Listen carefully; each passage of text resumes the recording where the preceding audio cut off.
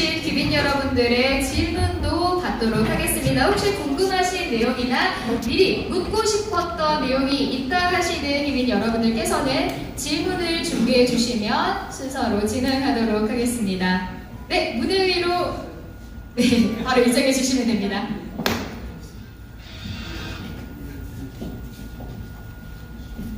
네, 띠오니크님, 현수도님, 에이드님 총 3분 무대 위로 모시도록 하겠습니다.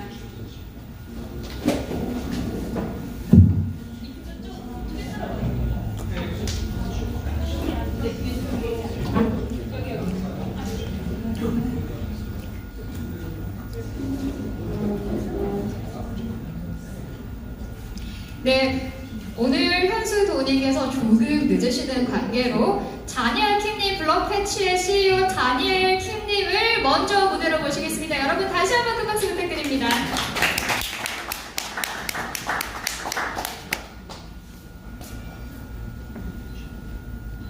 네, 지금부터 1차 워터케이를 진행하도록 하겠습니다. 자, 모두들 마이크가 준비가 되셨나요? 네. 네, 저희가 발표, 질문하실 순서에 마이크 전달해 드리도록 하겠습니다. 먼저 공통 질문입니다. 최근 국제적으로 뜨거운 열풍을 몰고 IEO에 대해서 어떻게 생각하시는지, 전망이 어떨지 먼저 한 분씩 답변해 주시면 감사하겠습니다. 먼저 띠오니크님 먼저. 저쪽부터 많이 긴장되시나 봐요. 네, 그러면 에이드님 먼저 짧게 IEO, 최근 국제적으로 아주 뜨거운 열풍을 몰고 왔는데 IEO에 대해서 어떻게 생각하시는지 답변 부탁드립니다. 잘생겼다고 생각합니다. 네, 잘생겼다고. 네. 거래소가 보증을 해주시고, 그리고 거래소 내 유저들이 투자를 하고, 그리고 사업화가 빨리 되고, 그래서 잘생긴 제도라고 생각합니다. 네, 아주 잘생긴 제도다. IEO는 잘생긴 제도다라고 답변해 주셨습니다. 네, 그 다음 다니엘 킴님은 어떻게 생각하시는지요? 예, 잘생긴 제도라고 방금 말씀해 주셨는데요.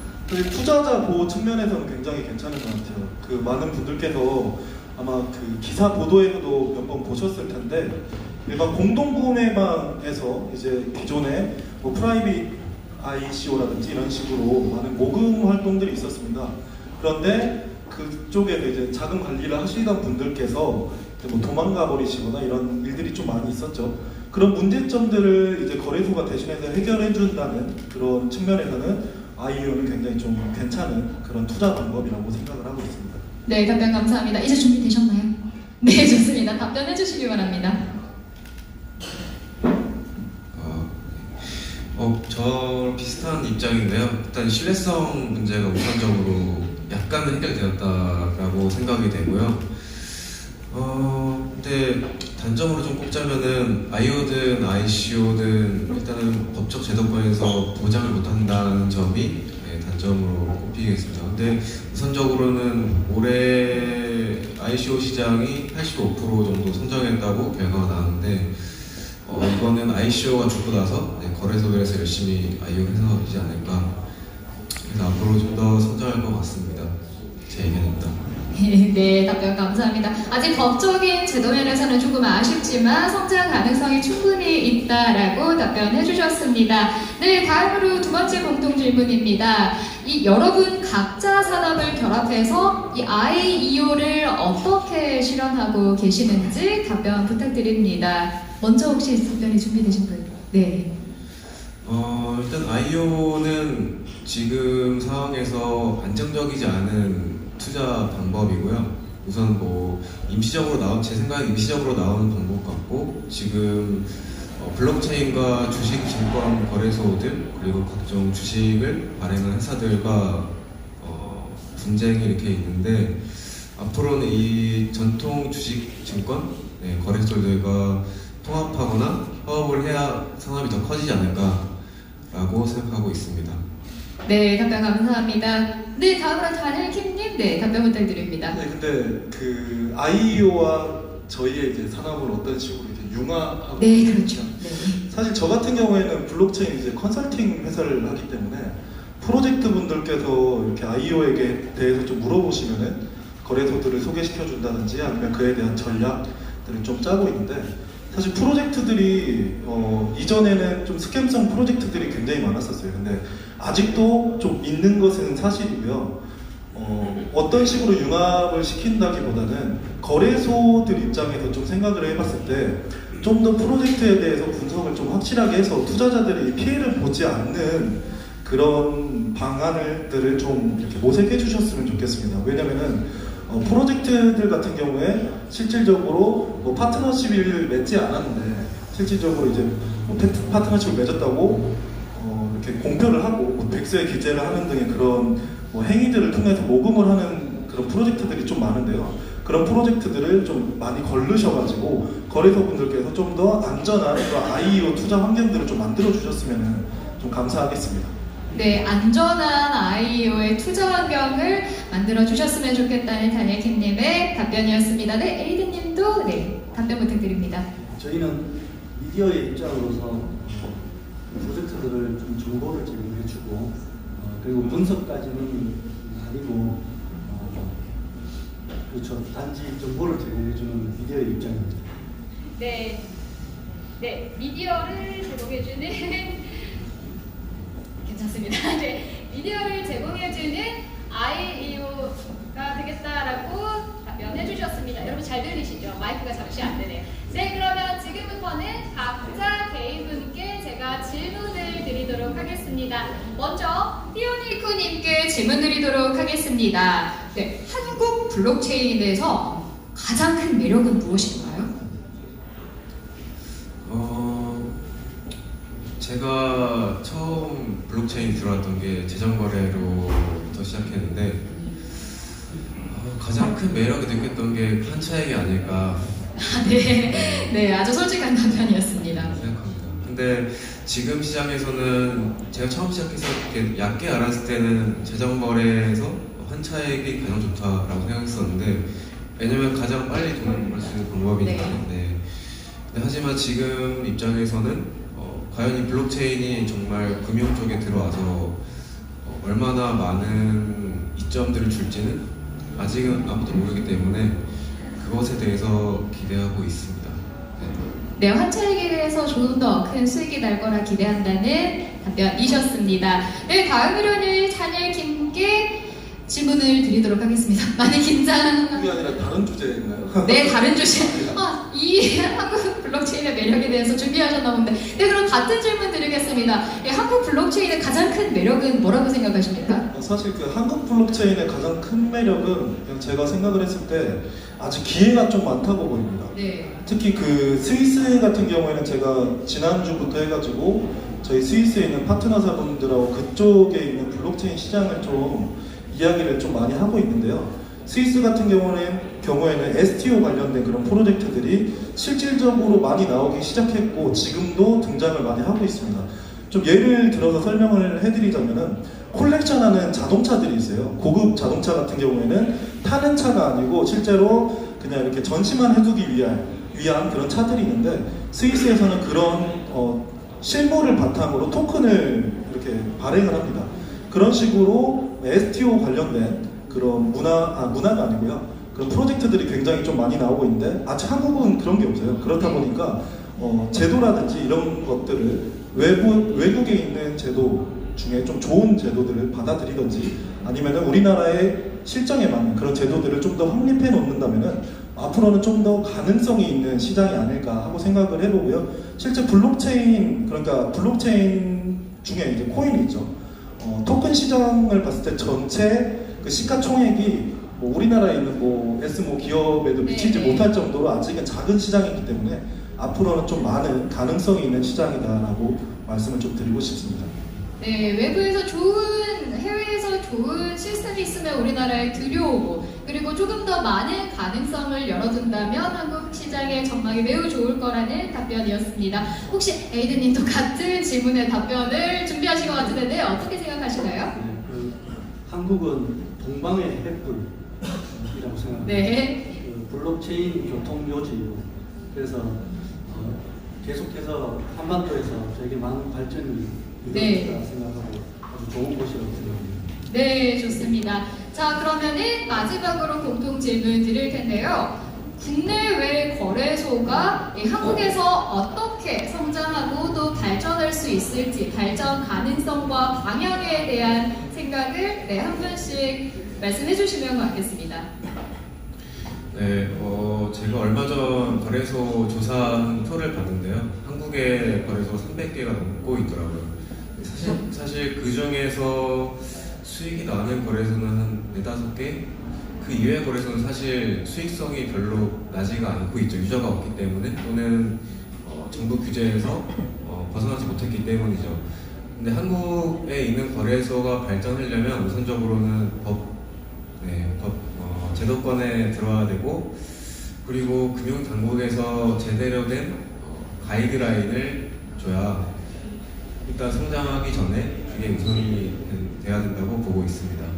네, 정확한 법적 제정의 가이드라인과 그리고 테두리가 필요하다라는 말씀을 해주셨습니다. 네, 다니엘킴님은 어떻게 생각하시나요?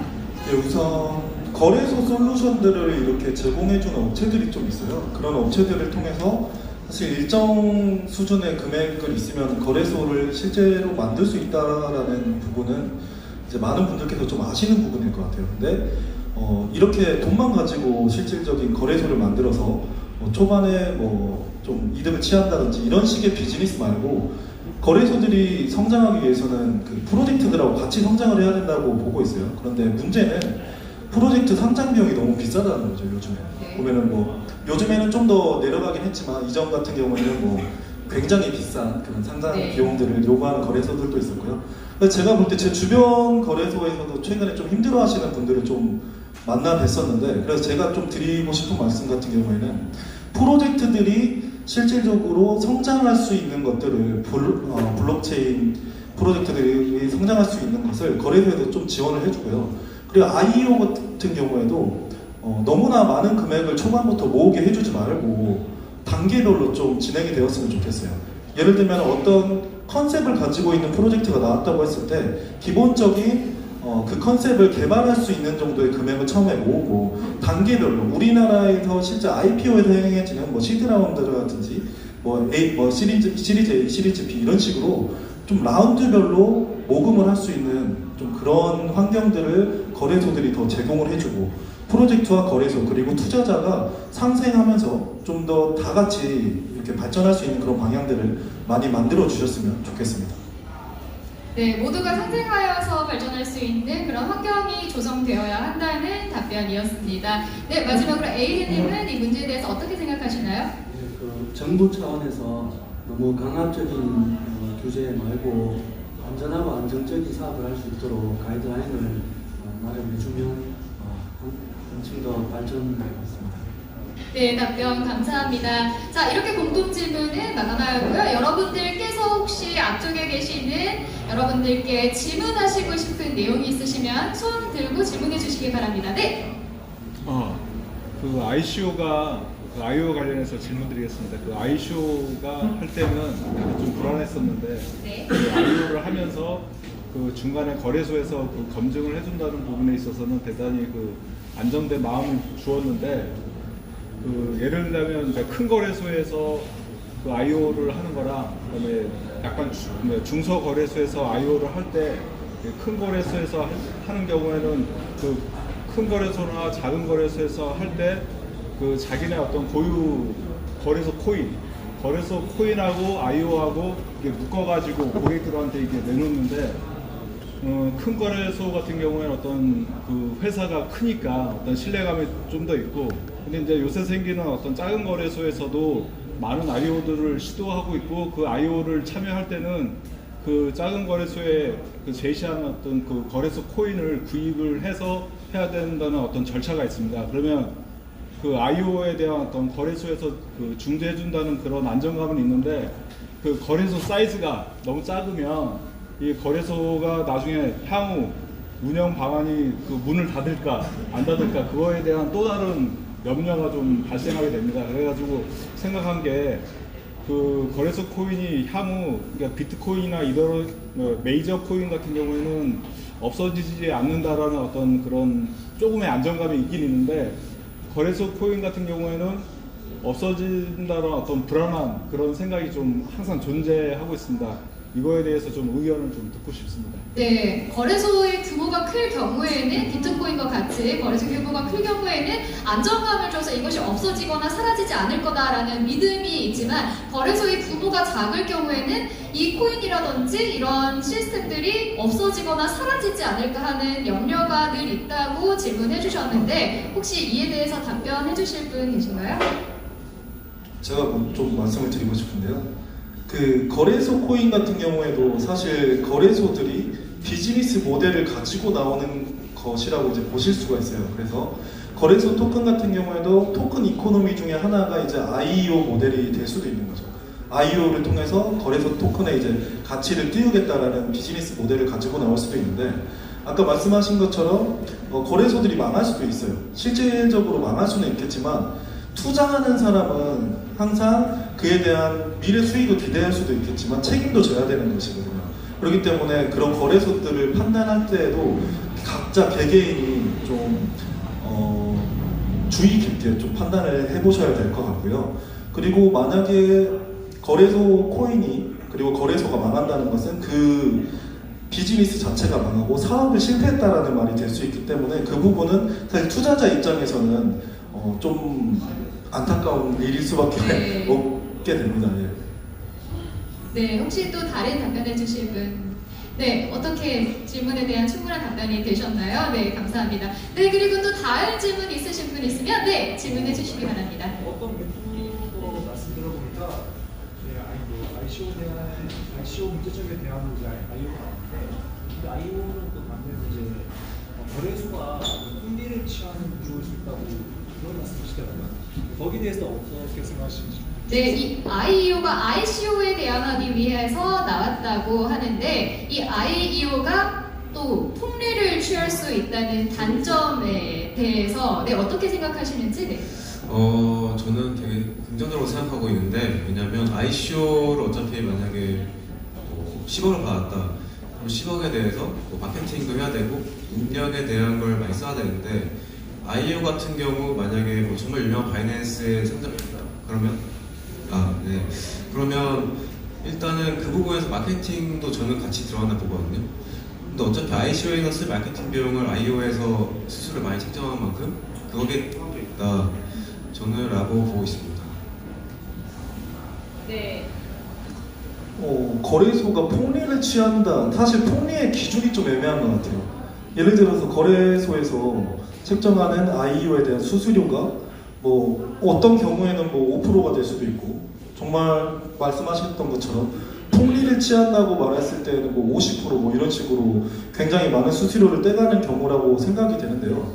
사실 그렇게 생각해 이제 사업을 하는 입장에서는 내가 투자를 하고 그에 대해서 얼마나 많은 이득을 볼 수 있을 것인데 만약에 제가 돈을 모을 수 있는 방안이 없어요. 펀드레이징을 할 수 있는 방안이 없는데 제가 혼자 막 뛰어다녔을 때는 5억밖에 못 모아요.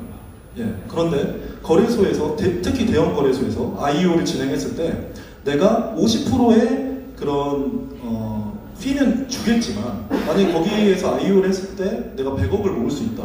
이러면 당연히 그게 어떻게 보면 폭리일 수 있고 어떻게 보면은 프로젝트 입장에서 더 좋을 수가 있잖아요. 예, 그래서 사실 그런 부분들은 이게 좋다 나쁘다로 따지기에는 좀 애매한 것 같고요. 각 거래소들의 정책인 것 같고 서비스를 제공하는 입장에 좀 따라 달라지는 것 같고 그거에 대해서 서비스를 이용하는 프로젝트겠죠. 그런 소비자들 입장에서는 좀 이게 내가 투자를 했을 때 이득이 된다 싶으면 사실 그 서비스를 이용하는 것이고 저는 그냥 그렇게 생각하고 있습니다. 네, 질문에 대한 답변 되셨나요? 네, 감사합니다. 네, 그럼 마지막으로 혹시 질문하실 분이 계신가요? 마지막으로? 네, 질문하실 분이 없으면 제가 마지막으로 질문을 하고 1차 원탁회의를 종료하도록 하겠습니다. 네, 마이크가 자꾸 된다 안 된다 하는데 여러분 제 목소리 잘 들리시죠? 네. 네, 마지막 질문입니다. 올해 2019년에 블록체인은 어떻게 성장할지 네, 성장 전망에 대해서 말씀 부탁드립니다. 먼저 휘오니크님. 일단 ICO에서는 물 건너온 것 같고요. 그나마 좀 안전한 건 리버스 ICO 정도고 그다음에 IO인데 일단 한국에서는 규제를 지금도 안 내고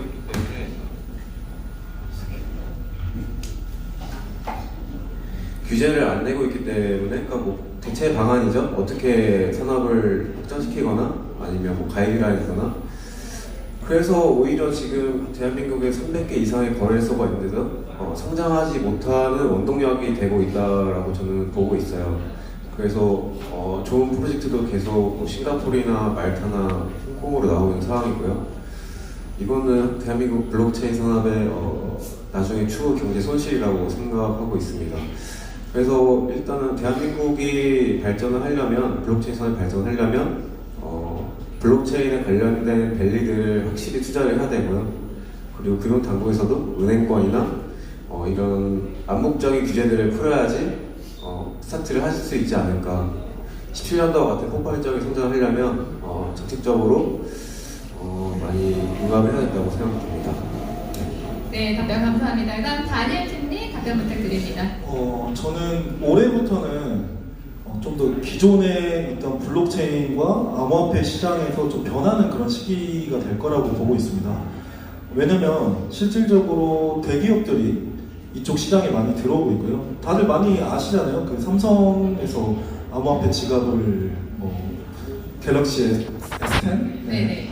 넣어가지고 탑재해서 이제 출시를 한 것, 혹은 여러 카카오라든지 SK, LG 이런 대기업들도 다 이미 들어왔어요. 그리고 실질적으로 서비스는 다 가지고 있다고 생각을 하는데 내놓지 않았을 뿐이라고 지금 생각을 하고 있고요. 그리고 지금 전통금융권에서 활동하시는 분들께서도 이야기하시는 게 지금 미국 쪽에 있는 금융권들에서 커스터디 서비스를 굉장히 많이 좀 준비를 하고 있습니다.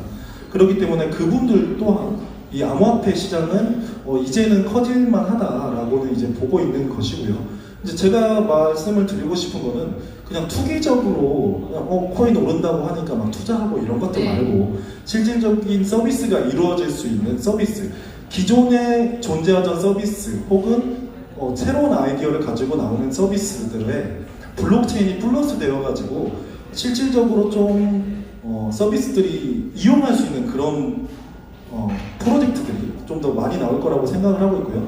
아까 이야기를 약간 들었던 것처럼 스위스 같은 곳에서는 이미 STO 관련된 내용들이 많이 발전을 해왔기 때문에 한국에서도 부동산이나 아니면은 아까 말씀드렸던 그런 전시용 자동차와 비슷한 그런 관련된 프로젝트들이 앞으로는 좀 나오지 않을까 하고 생각을 하고 있습니다. 그리고 규제 샌드박스에 관한 내용들도 조금씩 나오고 있는데요. 그래서 앞으로는 한국에서도 STO 관련된 그런 실질적인 서비스 혹은 실질적인 자산이 있는 그런 프로젝트들이 좀 더 발전을 하지 않을까 하고 생각을 해봅니다. 앞으로 블록체인과 암호화폐 산업은 커질 것이라고 저는 전망을 하고 있습니다. 네, 답변 감사합니다. 마지막으로 에이든님 답변 부탁드립니다.